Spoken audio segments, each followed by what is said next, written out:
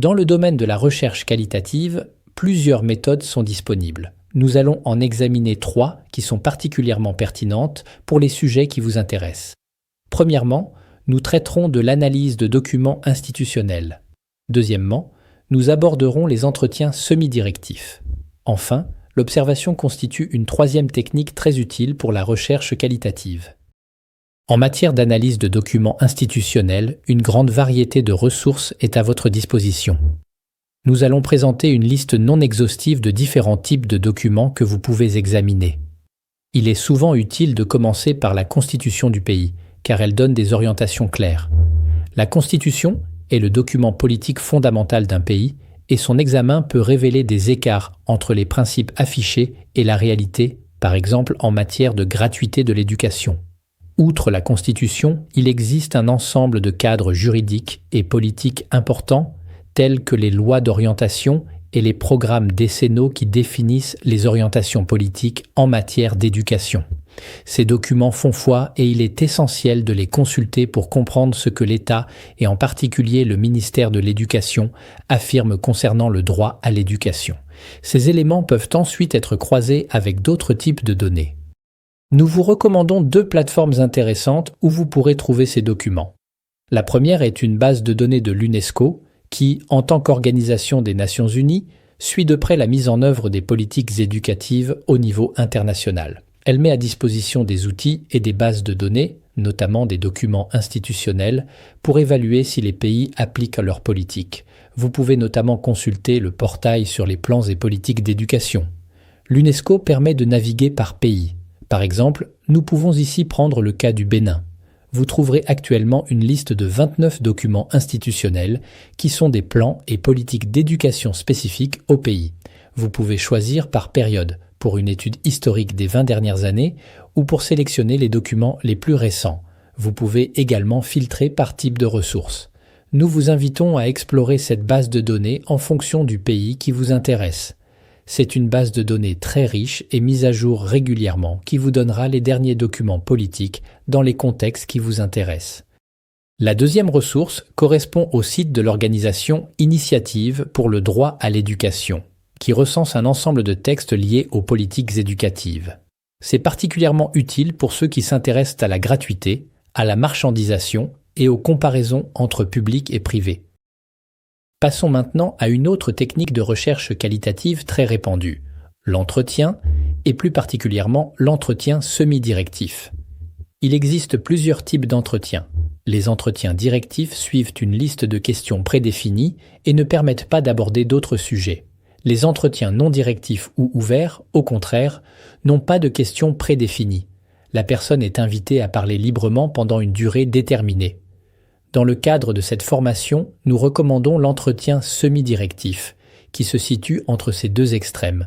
Vous préparez une liste de questions que vous poserez à tous les participants et toutes les participantes, ce qui permet de comparer leurs réponses.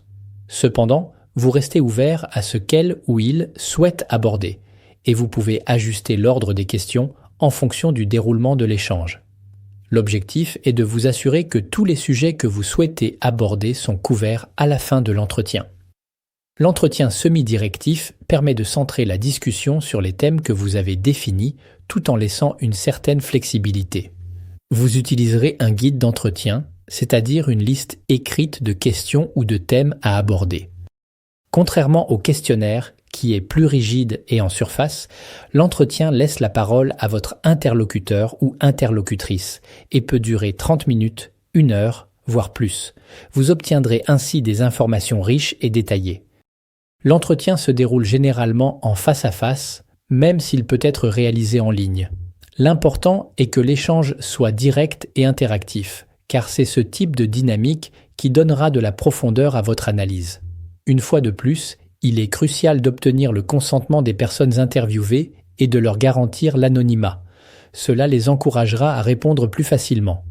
Votre posture de chercheur doit être ouverte et bienveillante. Ne cherchez pas à piéger votre interlocuteur ou interlocutrice, mais plutôt à comprendre son point de vue. Essayez de créer un climat de confiance et de respect pour qu'elle ou il se sente à l'aise de partager des informations. Pensez à enregistrer l'entretien car vous aurez beaucoup d'informations à retenir. Cet enregistrement doit être réalisé dans un lieu calme pour pouvoir aisément le réécouter ultérieurement. Celui-ci vous permettra également d'utiliser des citations précises dans vos rapports. Il est important de rappeler que chaque technique de recherche a ses avantages et ses inconvénients. Dans le cas de l'entretien, le principal inconvénient est de tomber sur une personne qui ne se livre pas ou qui utilise la langue de bois, surtout si vous interrogez des responsables politiques. Rappelez-vous qu'il est important de croiser différents types de données pour obtenir une vision plus complète de votre sujet de recherche. Si vous n'obtenez pas toutes les informations souhaitées lors de l'entretien, vous pourrez peut-être les trouver dans des statistiques, des documents institutionnels ou grâce à l'observation. Passons maintenant à une troisième technique très répandue dans la recherche qualitative, l'observation. L'idée est simple, rien ne vaut l'expérience directe sur le terrain. Allons voir concrètement comment les choses se passent, recueillons des informations de première main. Bien sûr, certaines thématiques s'y prêtent plus que d'autres, et certaines recherches n'offrent pas d'opportunités d'observation concrètes. L'observation n'est possible que si l'accès au terrain est autorisé. Par exemple, pour étudier le milieu carcéral, les familles ou les écoles, il faut obtenir l'accord des responsables pour observer ce qui se passe. On peut observer différents éléments. Dans un contexte scolaire, par exemple, pour évaluer les conditions de travail des enseignantes ou enseignants. On peut aussi observer les types d'élèves selon le type d'établissement. S'agit-il plutôt d'élèves issus de milieux socio-économiques favorisés? Viennent-ils avec leur repas? Ont-ils du matériel, comme un ordinateur portable, surtout dans l'enseignement supérieur? On peut également observer la qualité des installations. L'école a-t-elle l'électricité, Internet, des murs en bon état, une cour de récréation, des latrines, une rampe d'accès pour les élèves en situation de handicap, etc. Cela nous donne des éléments pour évaluer si l'État respecte ses engagements en matière de qualité des installations. L'observation peut donc se faire à différents niveaux. Cela peut être dans un contexte scolaire, mais aussi dans d'autres domaines. Quand on s'intéresse aux politiques éducatives, il est parfois possible d'assister à des réunions de travail d'organisations nationales ou internationales pour voir comment les décisions sont prises. Ce n'est pas toujours simple, il faut avoir l'autorisation, mais c'est arrivé.